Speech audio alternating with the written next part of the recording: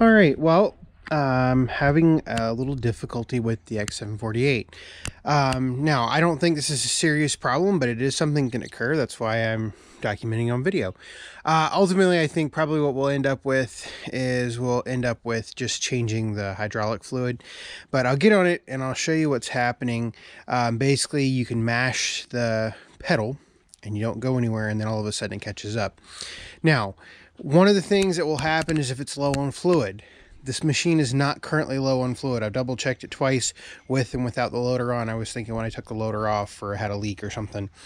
But the fluid level is fine. So that the fluid level is not a problem. In fact, just to be sure, that's the first thing you should check if you're having problems like this. But I went ahead and even added a little bit to where it was a little overfull, and it's still doing the same thing. So let me get on it and demonstrate it. Like I said, I don't think this is a serious problem, but it is worth showing. All right, so what happens is when I mash the pedal, and then all of a sudden it goes. And when I start backing up and I let off the reverse pedal, it doesn't really stop. So let's mash the forward pedal again, and you see how it's just that sudden engagement. Reverse is fine. So I think there's something to do with the flow,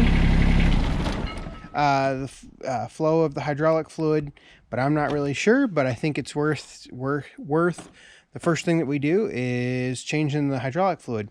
This hydraulic fluid, I was actually planning on changing it in early July, so I'm doing it a couple days early, because I'll be right at 200 hours when I change it, or no, 220 hours when I change it.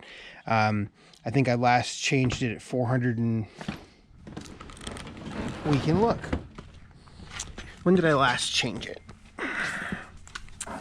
I last changed it at 414 hours in 2017, in February of 2017. And currently the X has 623 hours. So we're 210 hours on it.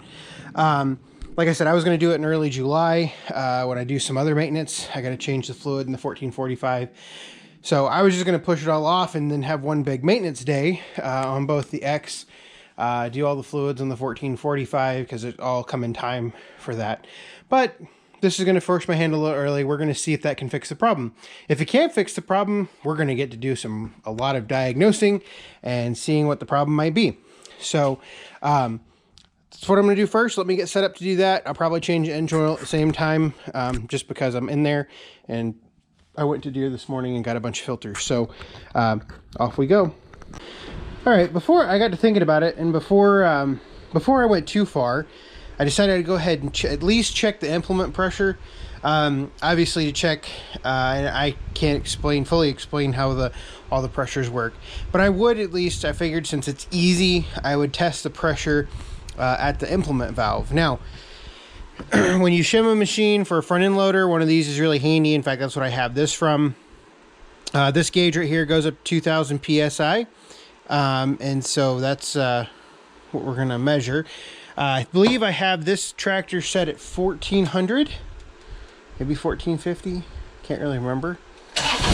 But we're going to see what the pressures are. Can't remember which one I hooked it into. So I'm going to move the hydraulic handles.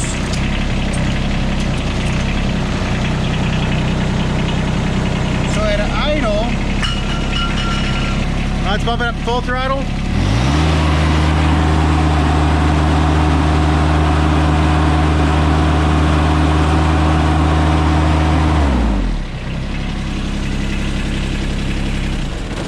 All right, so 1250 at idle, almost 1500 at wide open throttle. That's exactly where I believe I have it set at, or the same numbers I got when I got it set up for the loader. So no problems there. So we're still generating pressure. So most likely it is not a charge pump problem. If we can still generate that kind of pressure at the implement valve, shouldn't be that much of a deal. Now, what I could do is I could go out and drive this thing around for quite a while and let the fluid get nice and hot. But I think that would kind of I don't think it would tell you much at this point because this fluid is older. I mean, it's got over 200 hours on it, so it needs to be changed anyway. So let's change the fluid. All right, so we're all set up for the fluid change. What you need, you obviously need a funnel. You need your low viscosity high guard. In this case, I just buy it in 5-gallon buckets and then transfer it over to the 1 gallon to pour in. I have double checked my fluid level to make sure that it was indeed good. It is. It never shows up on video when you check it. And then your filter wrench, your filter, AM131054 for the X748 or any of the X series for that matter, and a 17 millimeter wrench, and then a drain pan. So let me get the camera set up and we'll drain the transaxle. To do that, all you have to do, this bolt right there, that is your drain plug. Pull that out. You should get approximately, I say 1.8 gallons of fluid out, and that'll drain into the drain pan, and then we'll crawl underneath there and take our filter off, put our new filter on, write the hours and the date, and we'll go from there.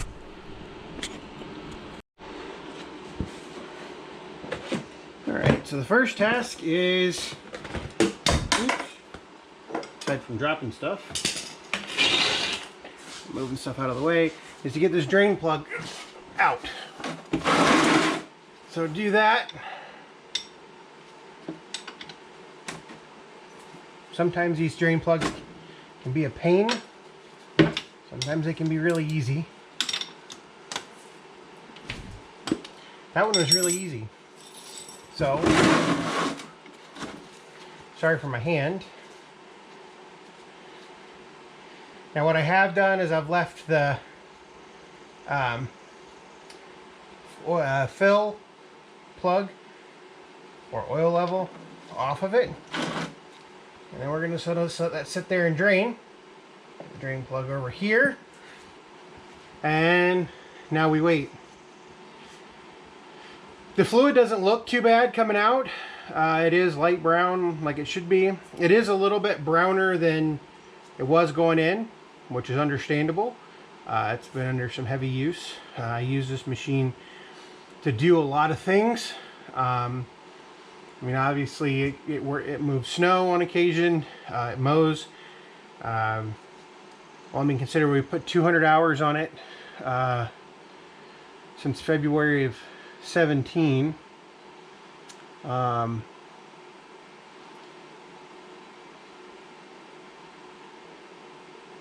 we put about 100 hours a year on it, which is not half bad, approximately 100 hours a year. And we probably put more hours on it in the last year mowing than we have in the past. So I'm gonna let this sit here and drain, and then we'll, as it slows down, then I'll slide the catch pan a little farther forward and we'll take the filter off.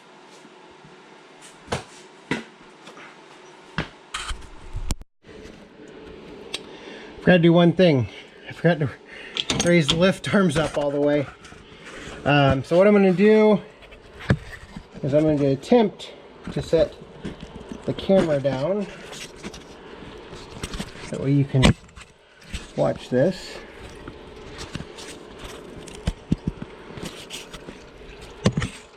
Hopefully you can see that.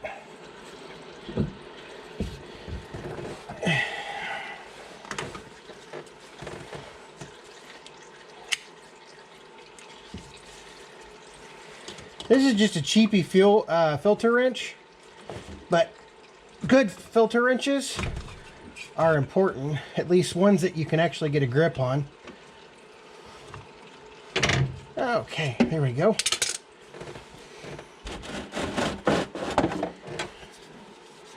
And I just dropped the drain plug into the pan.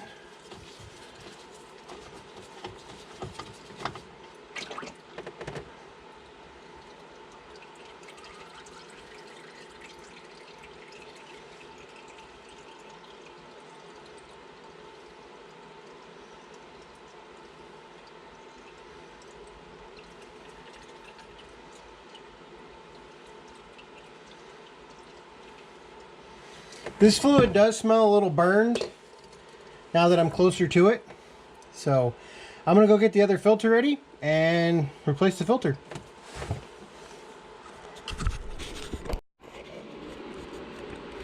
All right, got the new filter on. I thought I had videoed it, but I forgot to press the start button, or I did press the start button, but I didn't quite get it.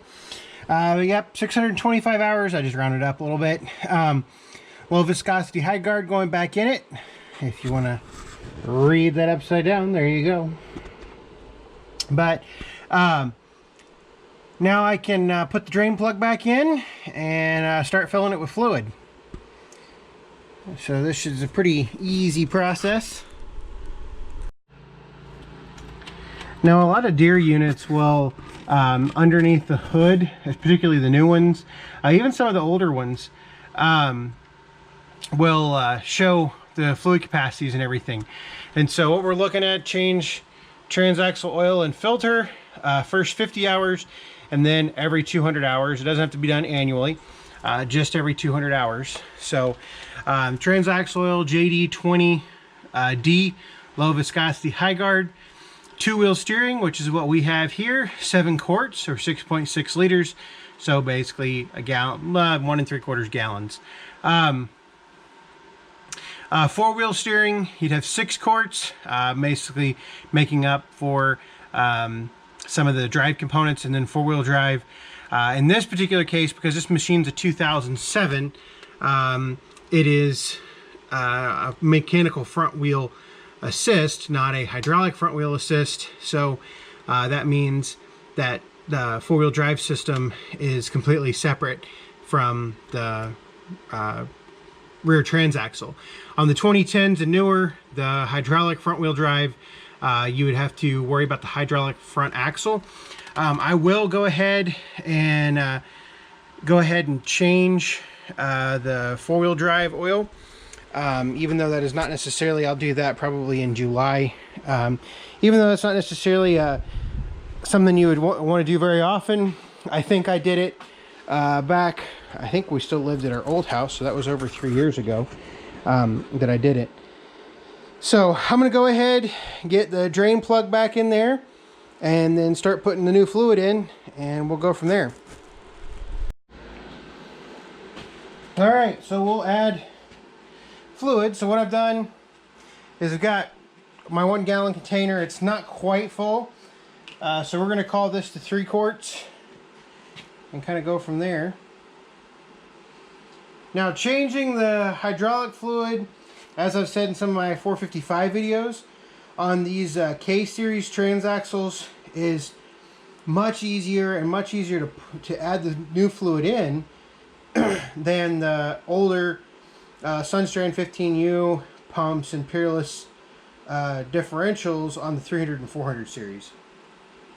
If you ever want a lesson in patience, add 2 gallons to a John Deere 430 or a 420 or 318. That's just exercise in mind-numbing patience, because you can pour like a cup at a time max, or else it'll overflow, and where it overflows it just gets on everything in the engine compartment and all kinds of good stuff. So there's my first gallon in, or almost a gallon. So now what I'm going to do is I'm going to pick up my funnel and I'm going to pour it out of my 5 gallon container. There's no reason for you to need to watch that. So alright, got my next gallon.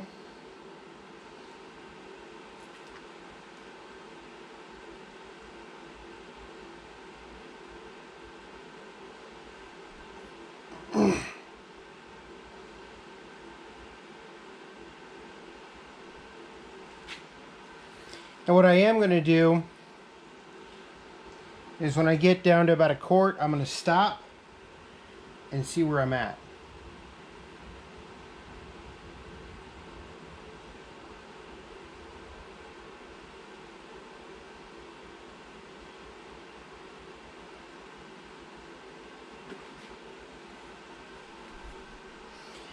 So I'm actually going to go ahead, I'm a little above a quart, but I'm going to stop and see where I'm at.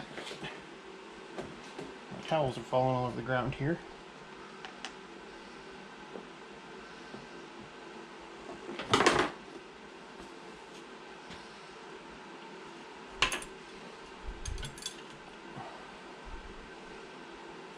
Nope, not on the dipstick yet. Good. That's what we wanted to see.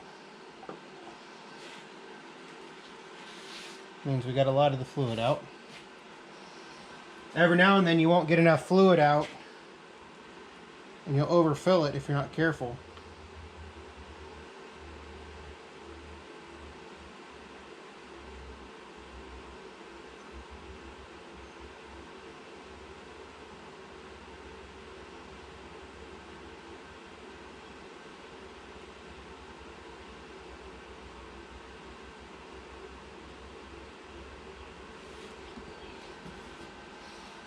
All right, check it again.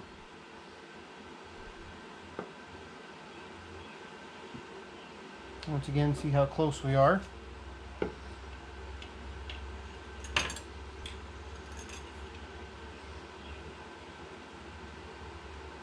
So you can't see that on video, we're right at the tip of my finger, so we got a little bit more to add. Now, keep in mind that we have not filled the hydraulic filter yet. So that will obviously require a little bit more. So at this stage in the game, if you fill it completely full, not that big of a deal. So I'm going to go ahead and empty this container in here. I don't think it'll be over full.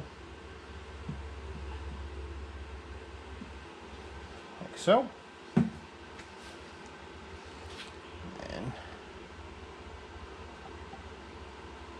pull the funnel one more time. Clean off our dipstick. Check it again. Alright, we're a little over full, but that's to be expected. So what I'm going to do is drop that down in there. And I'm going to crank it up. Let it run for just a minute. Fill that filter up. And see where our levels are at.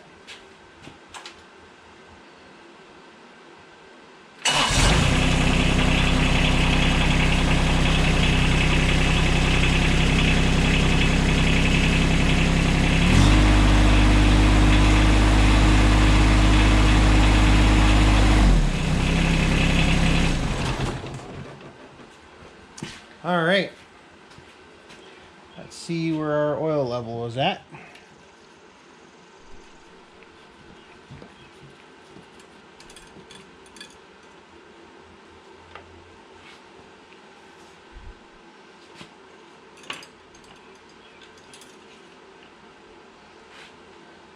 Oh, almost spot on. We're right there at the very top.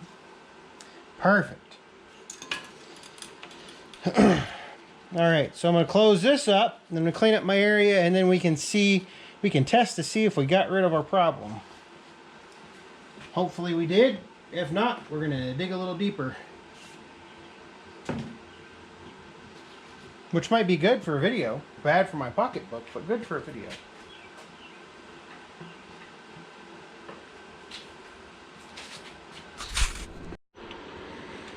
Alright, let's see if we fixed our problem.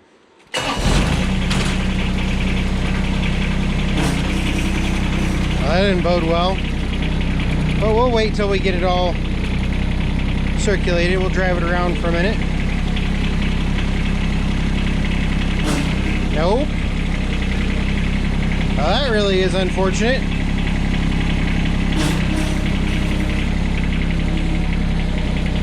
Alright, so we gotta dig deeper.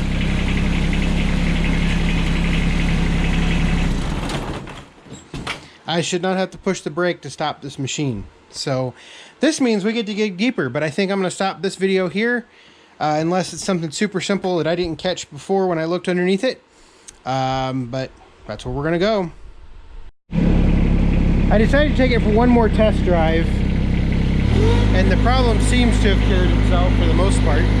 I think it might just take a little bit of time to, see how it should stop just like that when I release the foot pedal. And you see now, it starts going right away as I bounce along the driveway.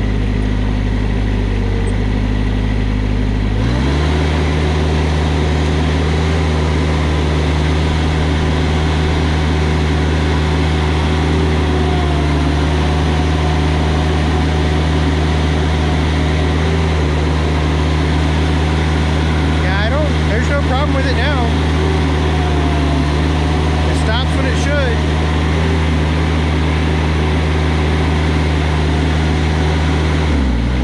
So I guess it's fine. It was just old fluid, which is good. Let me see if I can do it at idle again. Yeah, it stops, just like it should. Yep. So we're good to go. Well, that makes me feel quite a bit better. I was a bit worried. I got up underneath there and looked at the linkages again, and the linkages were fine. And so someone really should get out here and smooth the driveway out.